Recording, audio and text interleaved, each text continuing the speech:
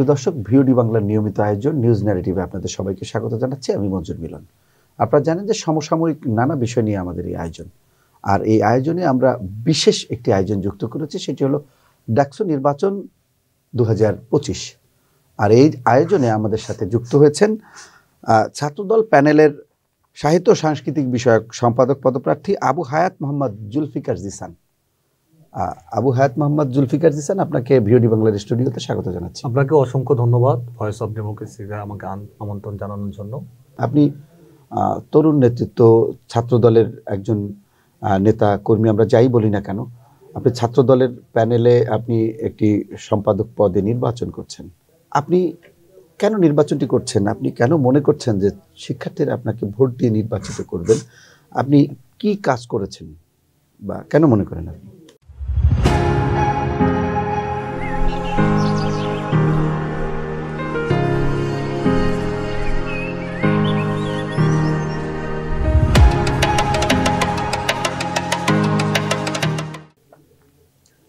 বাংলাদেশ জাতীয়তাবাদী ছাত্রদল একটি বৃহৎ সংগঠন। আসন্ন ডাকসু নির্বাচন 2025-এ বাংলাদেশ জাতীয়তাবাদী ছাত্রদল মনোনীত সাহিত্য এবং সাংস্কৃতিক সম্পাদক হিসেবে আমি প্রতিযোগিতা করতে যাচ্ছি ডাকসুতে।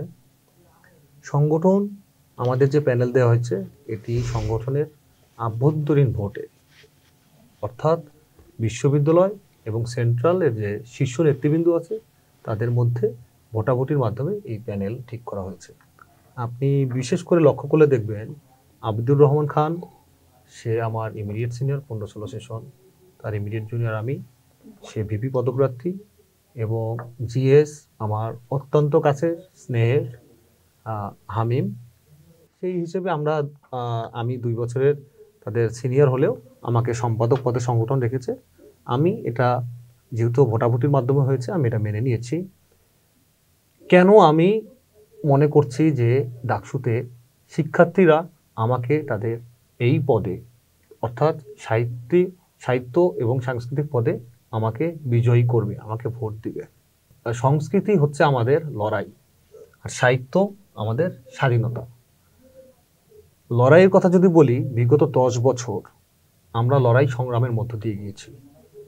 আমরা বাংলাদেশের গণতন্ত্র, সার্বভৌমত্ব এবং মুক্ত চিন্তা এর জন্য লড়াই করেছি। একটা ফ্যাসিজমের বিরুদ্ধে, একটা ফ্যাসিস্ট সরকারের বিরুদ্ধে। আমি আমার শিক্ষা জীবনের একদম শুরু থেকে, যখন কেউ এই ফ্যাসিস্টকে ফ্যাসিস্ট মনে করতো না, কিংবা যারা মনে করতো তারা সাহসে তাকে ফ্যাসিস্ট ডাকতে পারতো না, তখন থেকেই আমি মনে করেছি যে এর প্রতিবাদ করা দরকার, এবং এই প্রতিবাদ একমাত্র যারা জারি রেখেছে তারা বাংলাদেশ জাতীয়তাবাদী ছাত্রদল। আমি তখন এই সংগঠনে যোগ দেই এবং তখন থেকেই আমি প্রতিবাদ জারি রাখি।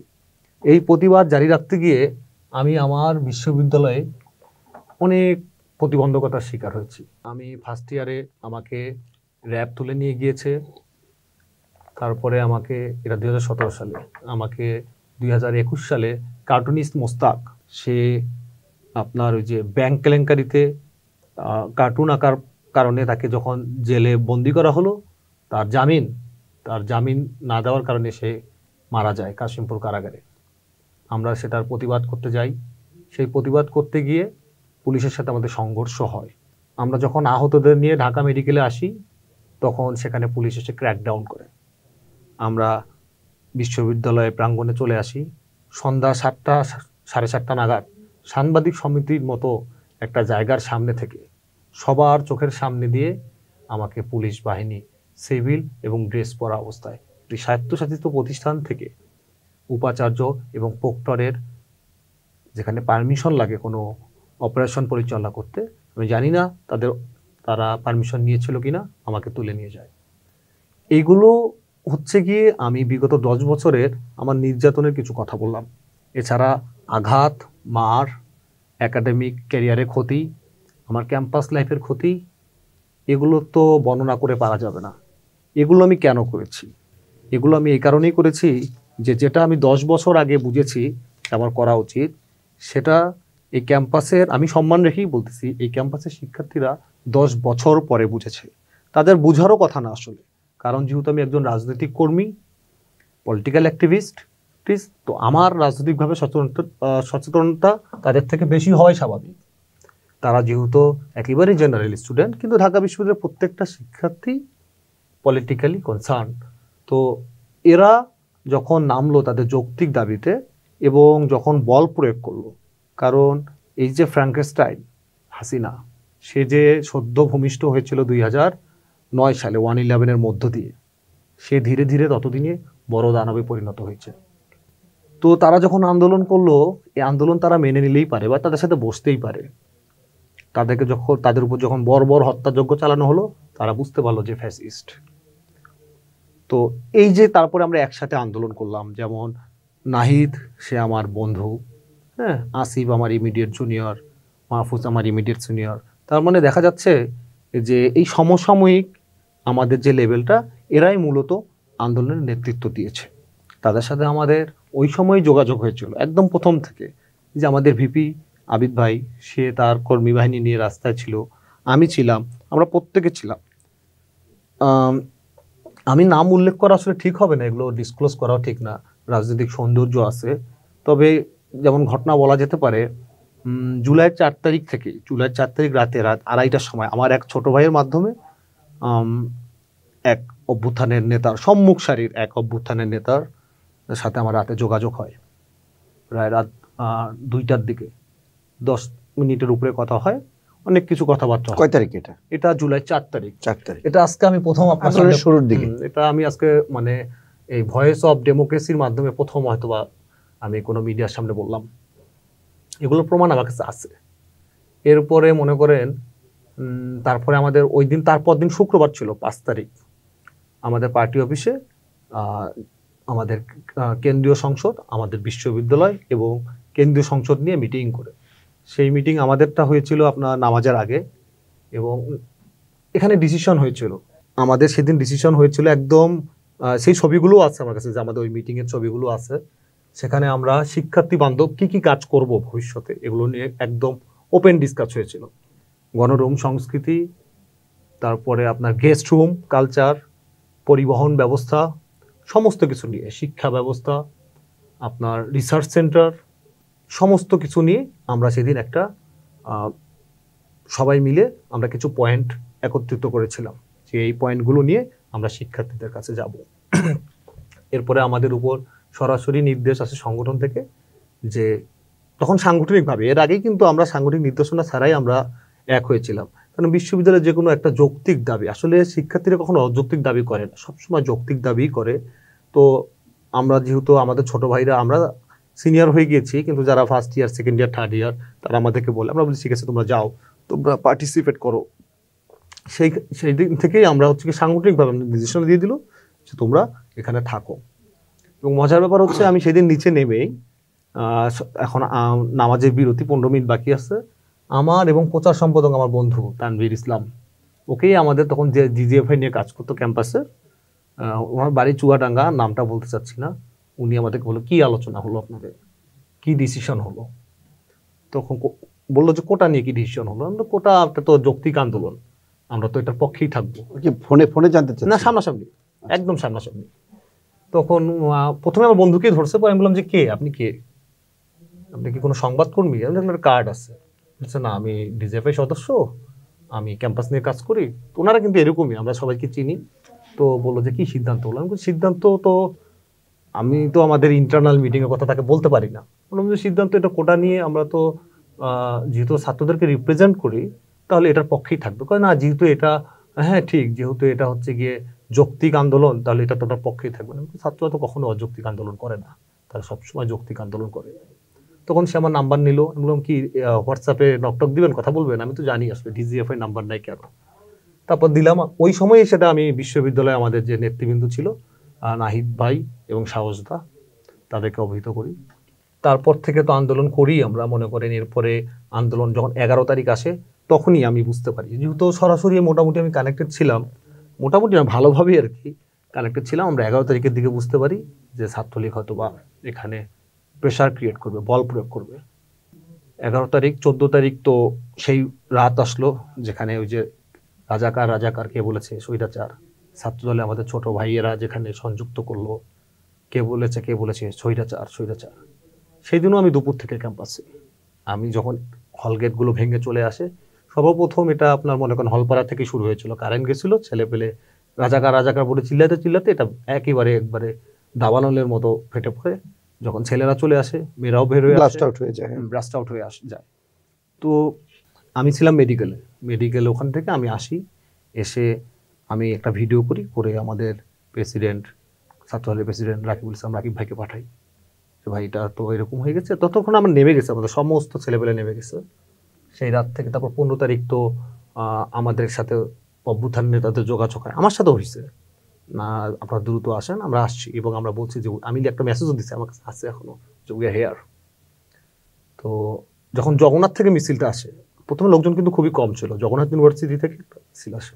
সেই মিছিলটা আসে যখন, তখন তারা বলছে যে আমাদের, ওরা মাইকে ঘোষণা দিছে যে আমাদের 300 জন সাহসী ছেলে পেলে আমাদের যারা ভাই তারা সামনে যান, যাদেরকে বের হতে দিচ্ছে না হলপাড়া থেকে তাদেরকে গিয়ে নিয়ে আসুন। ওরা যখন গেছে তখন তাদের উপরে হচ্ছে গিয়ে অ্যাটাক হয়।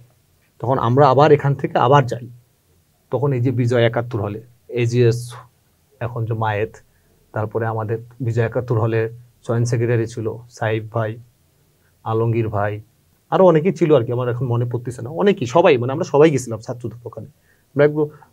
আমার হলে এখন ভিপি ক্যান্ডিডেট রাকিব ছিল।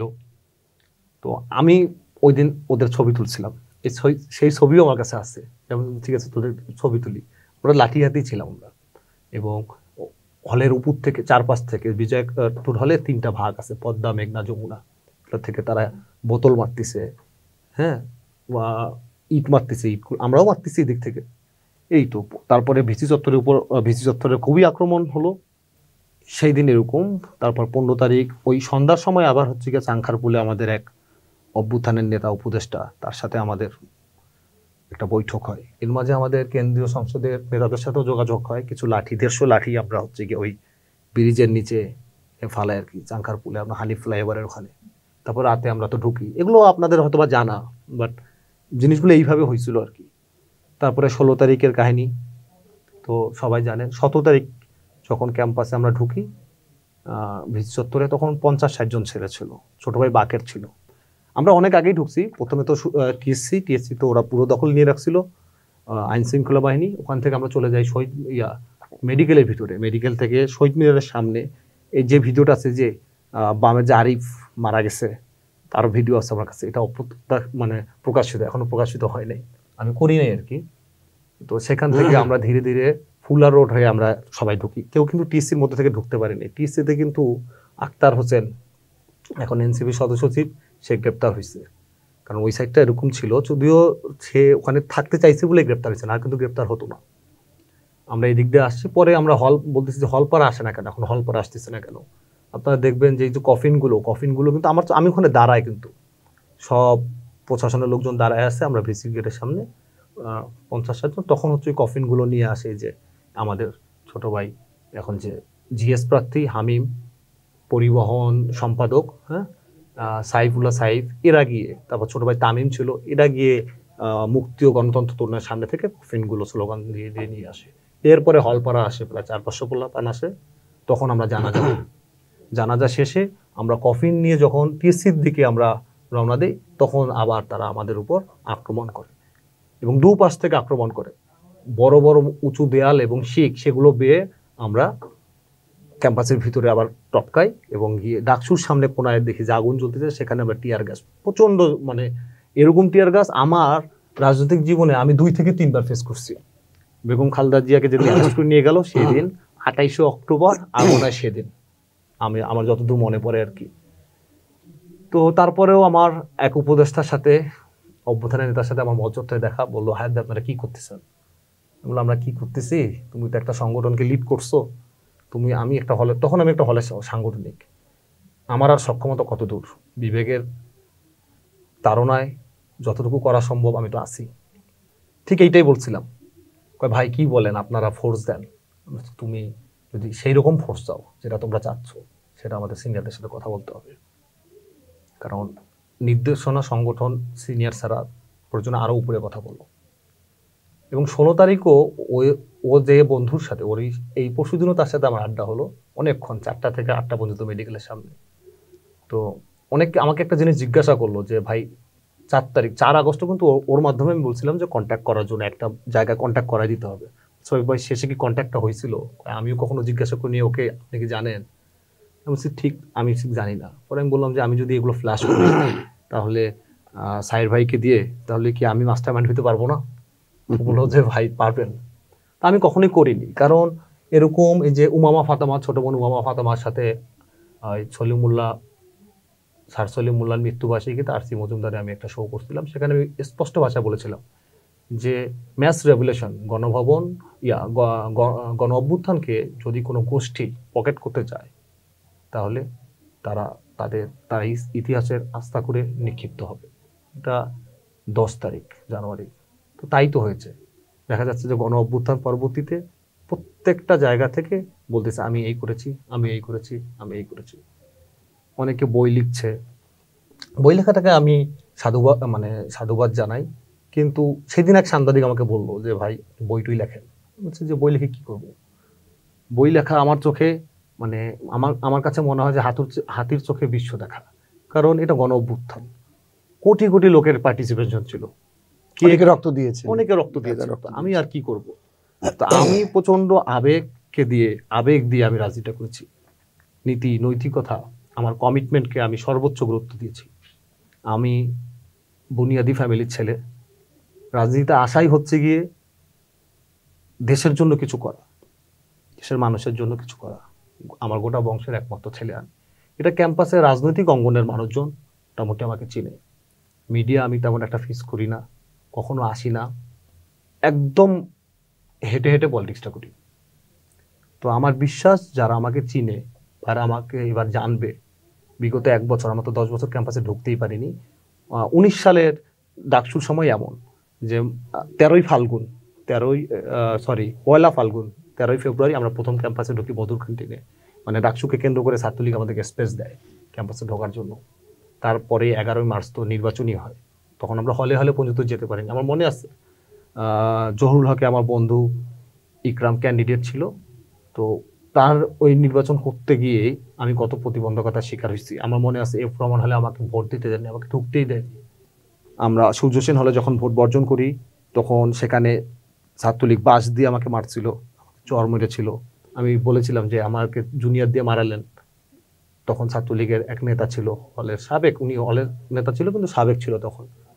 তো আমাদের উপর মহসিন হলের আমাদের যে ভিপি ছিল তাকে খুব মেরেছিল, সে হাসপাতালে ছিল। তো এত প্রতিবন্ধকতার পরে যখন গণ অভ্যুত্থান হলো, আমরা ক্যাম্পাসে কিন্তু স্বাভাবিক লাইফ তখনও ফিরে পাইনি। এখন পর্যন্ত নানান প্রোপাগান্ডা চালানো হচ্ছে। মার্চ পর্যন্ত তো আমাদেরকে মুভই করতে দেয়নি, এখন আমরা ধীরে ধীরে মুভ করতে পারতেছি। ছেলেমেয়েরা আমাদেরকে বুঝতেছে, একটা ন্যারেটিভ তৈরি করে রাখা হয়েছে যে ছাত্র দল আর ছাত্রলীগ মুদ্রার এপিটোপিট। যদি এপিটোপিটি হতো তাহলে আমি 10 বছর আগে কেন এই দুর্গম পথ বেছে নিলাম? তাহলে তুমি ছাত্রলীগই করতে পারতাম। নিশ্চয়ই 10 বছর আগে আমি জেনেছিলাম যে ছাত্রদল ভিন্ন, ছাত্রদলের ইতিহাস আছে, ছাত্রদলের ত্যাগ আছে। এ কারণেই তো আমি ছাত্রদলকে বেছে নিয়েছি।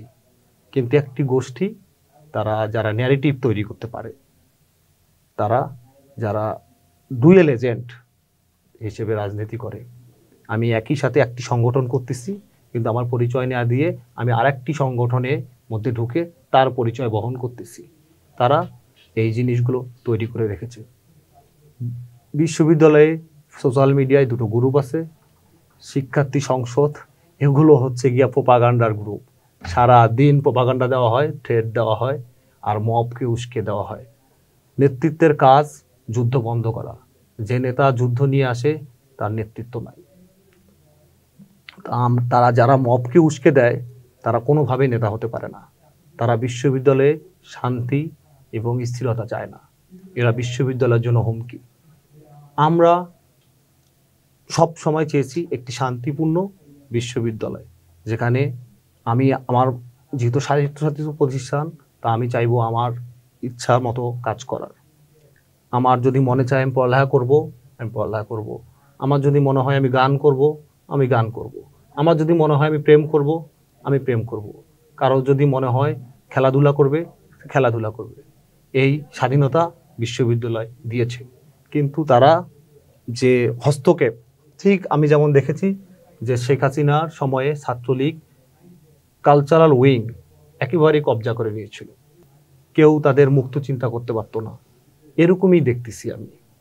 তো আমরা এগুলো গত 1 বছর আমরা সেভাবে শিক্ষার্থীদের কাছে পৌঁছাতে না পারলাম, আমাদেরকে পৌঁছাতে দেওয়া হয়নি। ঠিক আছে, ইনশাল্লাহ এবার এই আগামী পরশু থেকেই যখন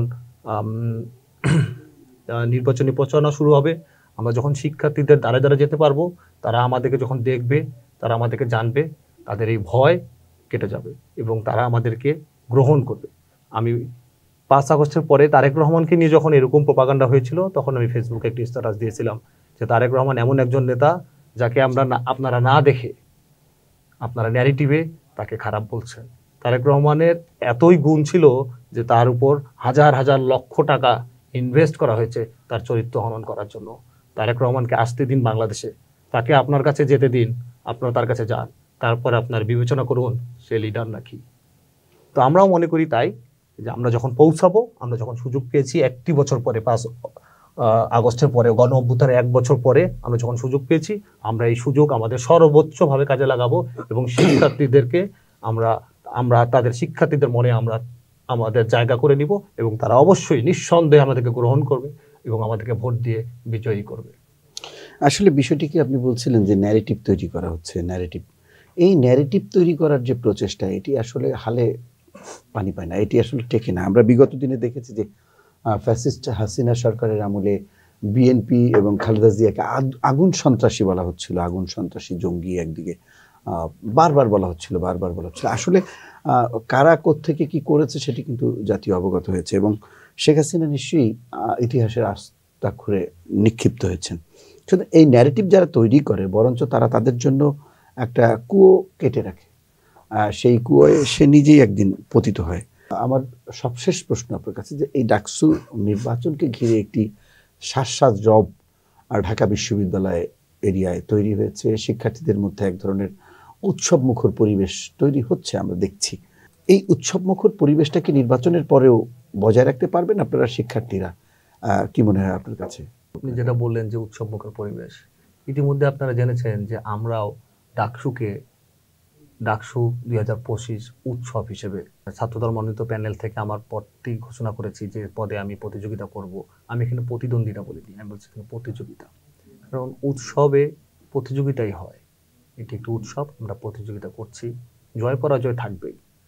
আমরা আমাদের সর্বোচ্চ চেষ্টা করব শিক্ষার্থীদের মাঝে আমাদের ইশতেহারগুলো পৌঁছায় দিব এবং আমি বারবারই বলেছি যে আমরা এরকম ইশতেহার দিব, আমি এরকম ইশতেহার দিব যে ইশতেহার, যেহেতু ডাকসুর মেয়াদ 1 বছর, 1 বছরের মধ্যেই যেটা করা সম্ভব। আমি হাইপোথেটিক্যাল ইশতেহার দিতে চাই না, চ্যাট জিপিটি ইশতেহার দিতে চাই না, কারণ আমি কমিটমেন্টের রাজনীতি করি। আমরা বিগত 1 বছরে একমাত্র ছাত্র দল ক্যাম্পাসে কোনো রকম ভুল করেনি। আপনি বাকশাস প্রতিষ্ঠা যেদিন হয়েছে সেদিনই তাদের অভ্যন্তরীণ মারামারি হয়েছে। তারপরে মুজিব হলের বাকশাসের এক নেতা হচ্ছে গিয়ে ইন্টারনেট প্রোভাইডারের কাছ থেকে 50,000 টাকা দাবি করেছে, এগুলো আমরা দেখতে পেয়েছি। শিবির দেখতে পেরেছি যে আপনার টিএসসিতে চিহ্নিত রাজাকারদের ছবি টাঙিয়েছে। যে বিশ্ববিদ্যালয় বাংলাদেশের জন্ম দিয়েছে, স্বৈরাচারের পতন করেছে 90-এ এবং ফ্যাসিস্টের পতন করেছে 24-এ, সেই বিশ্ববিদ্যালয়ে তারা চিহ্নিত রাজাকারদের ছবি প্রদর্শন করেছে। আমরা এরকম এবং মব সৃষ্টি করেছে একটি গুপ্ত বাহিনী। ঠিক আছে, আমরা ধারণা করি এবং আমরা জানি যে এরা টুয়েল এজেন্ট এবং তারা একই সংগঠনের, কিন্তু তারা ভিন্ন ভিন্ন নামে ভিন্ন ভিন্নভাবে তাদের স্বার্থ হাসিল করে। সত্য সবসময় সুন্দর এবং কোনো না কোনো দিন এটা প্রকাশিত হবে। 15 বছর, বিগত 18 বছর আমরা লড়েছি, কিন্তু আমাদের বিজয় হয়েছে।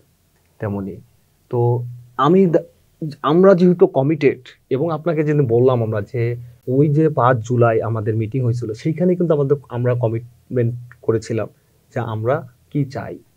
গণরুম, গেস্ট রুম, সংগঠনগুলোর মধ্যে সম্প্রীতি এবং একটি শিক্ষার পরিবেশ, এইটা আমরা যে কোনো মূল্যে আমরা এটা অব্যাহত রাখতে চাই। তো আমার বিশ্বাস আমাদের বাংলাদেশ জাতীয়তাবাদী ছাত্র দল এরকম কোনো কাজ করবে না বা আমরা করব না যেখানে শিক্ষার পরিবেশ নষ্ট হয়ে যায়, সংগঠনগুলো পারস্পরিক শ্রদ্ধাবোধ, বন্ধুত্ব নষ্ট হয়ে যায়। রাজনীতি শিক্ষার জন্য হোক, শিক্ষার্থীদের জন্য হোক, শিক্ষার্থী বান্ধব হোক, এই প্রত্যাশা করি। এবং আমি দৃঢ়ভাবে বিশ্বাস করি এই পরিবেশটা থাকবে। আপনাকে অসংখ্য ধন্যবাদ। আমাদের আলোচনা এখানে শেষ করতে হচ্ছে।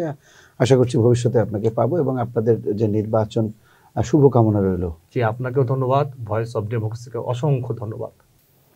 সুপ্রিয় দর্শক, আবু হায়াত মোহাম্মদ জুলফিকার জিসান তেমন বলছিলেন যেমনটি যে আমরা একটি সুন্দর বাংলাদেশ গড়তে চাই, ভবিষ্যতের বাংলাদেশ, এবং নির্বাচনের পরেও যেন সৌহার্দ্য এবং বন্ধুত্বপূর্ণ সম্পর্ক বজায় থাকে সবার সাথে। নির্বাচনে জয় পরাজয় যেন একটি দেয়াল না তৈরি করে, শিক্ষার্থীরা যে দলেরই কর্মী হোক না কেন। তার প্রত্যাশার সাথে আমরাও একমত এবং আমরাও চাই আগামী দিনের যে বাংলাদেশ, সেই বাংলাদেশ বিনির্মাণে অবশ্যই বর্তমানের যে শিক্ষার্থী বা তরুণ প্রজন্ম রয়েছে তারাই ভূমিকা রাখবে, এবং এই ডাকসু থেকে যখন তাদের একটি নতুন নেতৃত্ব বেরোবে অবশ্যই তারা আগামী দিনে জাতির প্রত্যাশা পূরণে কাজ করতে পারবে। সেই প্রত্যাশা সামনে রেখে আমরা আমাদের আলোচনা এখানেই শেষ করছি। সবাই ভালো থাকবেন, সুস্থ থাকবেন, নিরাপদেই থাকবেন। ধন্যবাদ সবাইকে।